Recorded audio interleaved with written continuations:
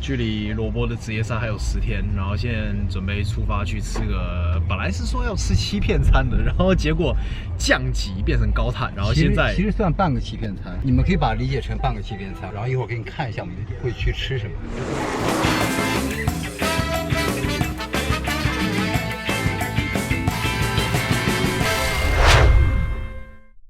前几天每天60克碳水的时候，真的没有今天饿，基本上很平稳，而且练完的时候就不会特别累。现在反而会干嘛？今天是不是你的大脑知道自己要去吃欺骗餐了，身体就会觉得特别渴望？这边都是面，然后这边是浇头。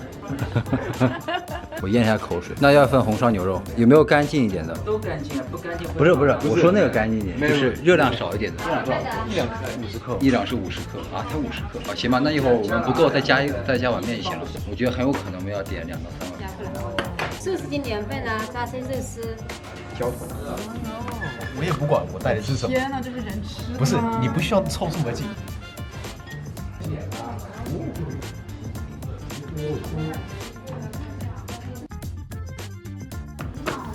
这第2轮来了。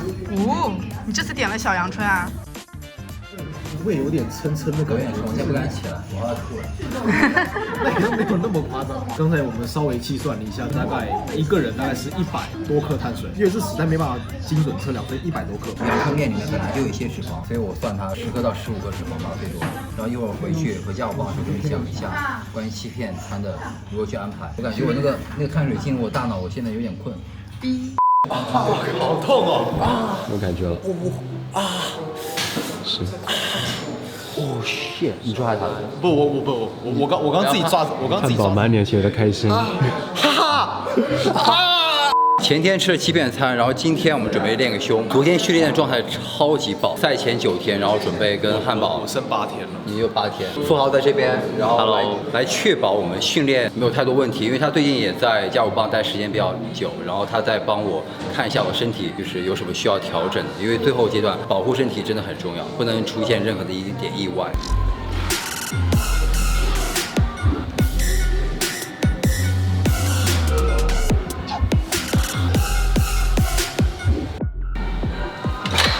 我们第一个动作做一个单关节动作，是一个蝴蝶肌的一个飞鸟。一般来说，我会在飞赛的时候更加注重的是一种复合型动作，比如说杠铃卧推啊、哑铃卧推为主。但是在备赛到末期的时候，上很大的重量的话，就有一些危险。我会以这种单关节动作来做一个热身，然后起到一个很好的一个激活的一个作用。我们会在第一个动作做一个预先疲劳，重量不会特别大，幅度也不会像一个完整的动作一样非常非常大。我只是想充血，起到我的整个身体热过来就可以了。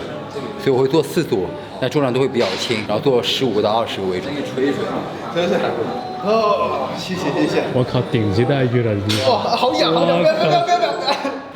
奇怪的地方充血。哇，太他妈充血了。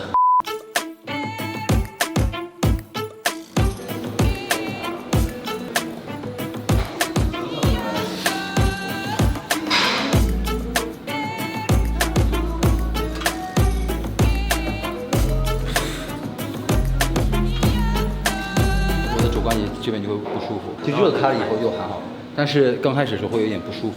就备赛就这样子，你多多少少会出现一些这样那样子的问题，但这个不重要，因为所有人整个备赛过程中都会出现问题，所以是公平的。然后重点是你如何去克服它们。我们第2个动作是一个加武棒非常独特的一个上斜器械，然后这个器械我非常喜欢，针对我的上胸。你们如果这次比赛估计之后的3期视频之后看到我上舞台上了，你们可以看到我其实真的，我这边放个照片嘛，你可以看到我的上胸进步很明显，多亏了这个器械非常好。然后精神上我是很愿意跟萝卜练胸，但是我的肉体上有点抗拒，跟不上。这个动作已经要被开始甩开差距了，好累哦。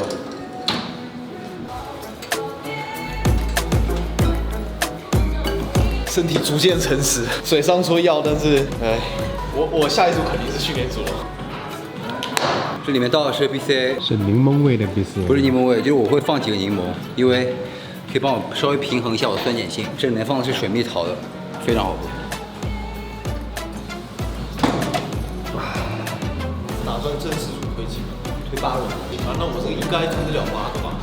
我靠，好害怕，要推8个到10个。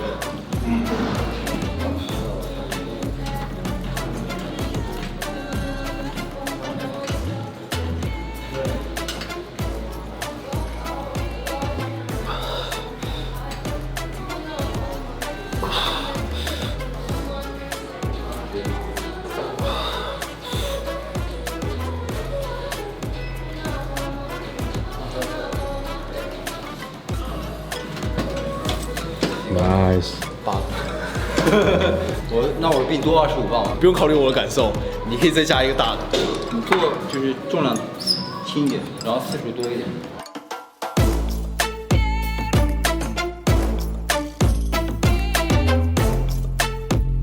哇，好舒服。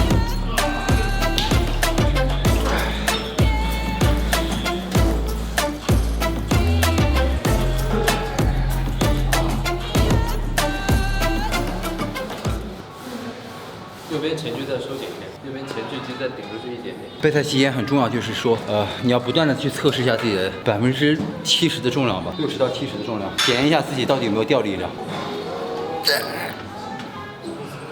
究极连步代偿，安详。安详对躺在这里，我感觉这个椅子对我有一点矮，你的上半身一定比我长。因为他一口气提到这里，你还吸在这儿，他的气怂恿吸在这儿，然后头一缩。接下来是我们训练组的最后一组，第4组，然后准备做一个递减组，6个、8个、10个，然后我每次会给他卸25磅。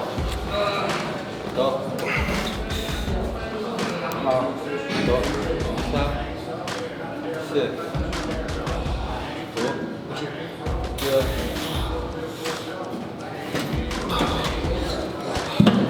哇，这卸配速度太快了，有种 F1 战车的感觉。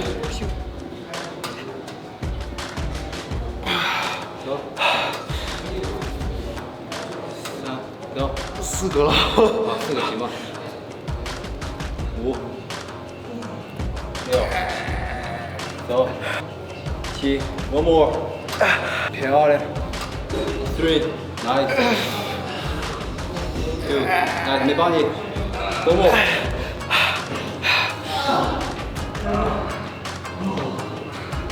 OK，alright。漂亮。有必要就上手。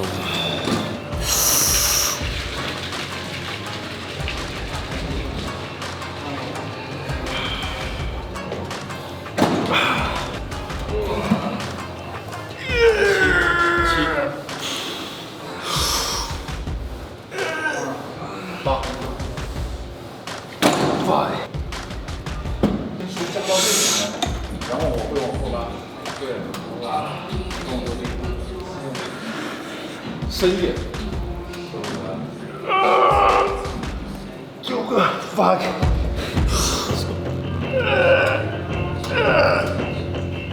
fuck。3个。最后一个，再来一个。fuck。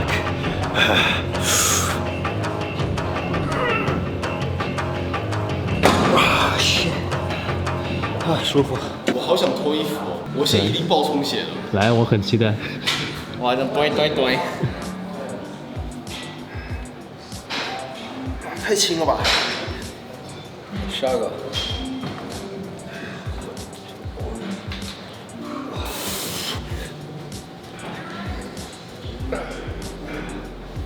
我说他推80磅，70、80就差不多，推12个，因为这是第2个推的动作了。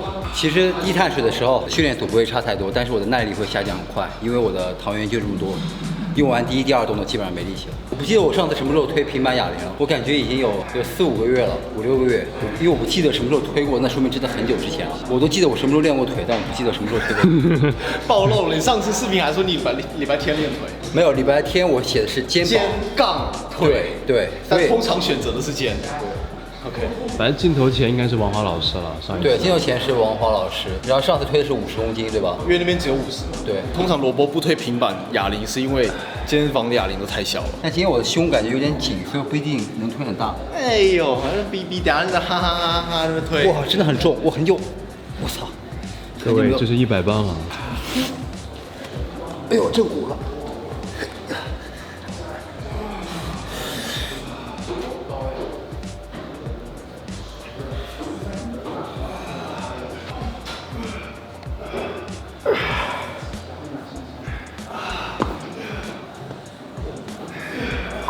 当你发现你的训练伙伴比你好很多，力量大很多，或各方面比你优秀很多的时候，有时候真的就是要重新看一下镜子，发现说自己其实也没有那么糟，所以不要被像这种超厉害的人给迷惑，不要觉得说永远都追不上，平常心，慢慢来。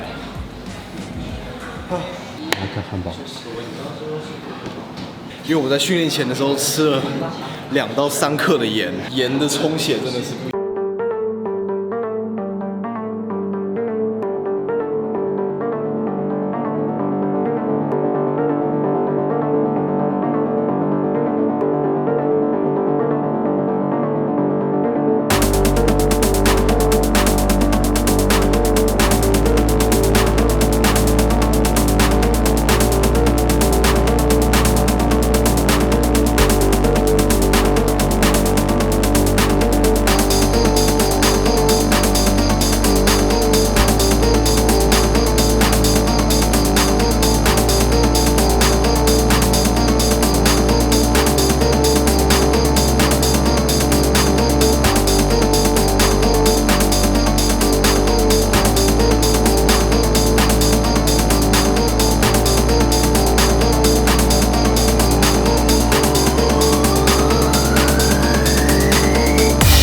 不用跟他比，我已经是我这辈子看起来最漂亮的时候了。接下来第4、第5动作是一个单臂的一个下斜推胸和一个站姿单臂夹胸，然后做进行一个超级锁，因为都是单臂的嘛。然后这个我做12+12，然后这个的话我做15个。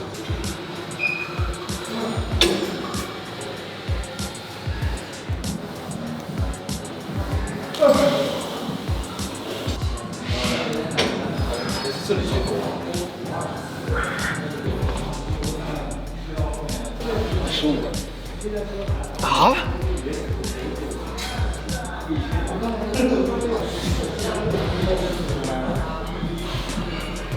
你看我的上胸，去年进步了很多，对这一块。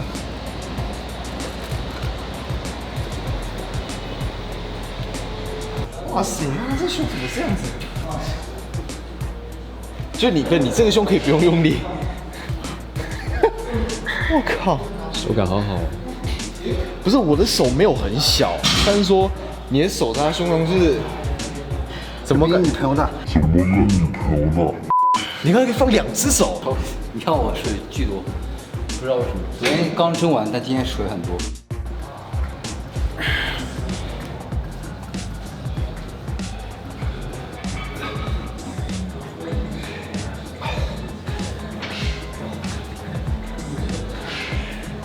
罗伯的下巴又消失了。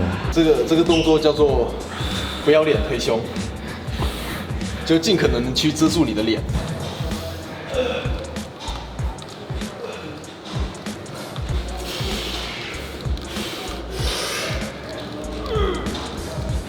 最后一个动作是一个超级锁，做一个绳索夹胸。第一个动作是往上夹，就这样吗？对，对，再往上。对了，对，从下往上，有点像我们刚才用哑铃在做这个动作，然后做12个。接下来就跪着去挤压我们的下胸，做12个，背着往里面走。我在减重。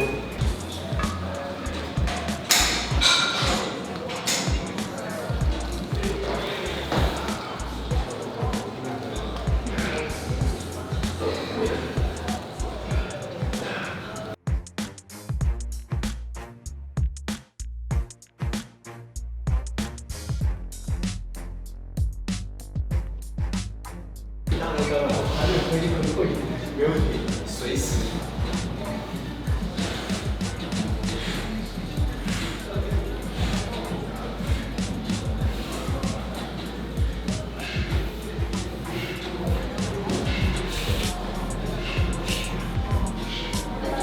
拉是要感觉到这个很多让下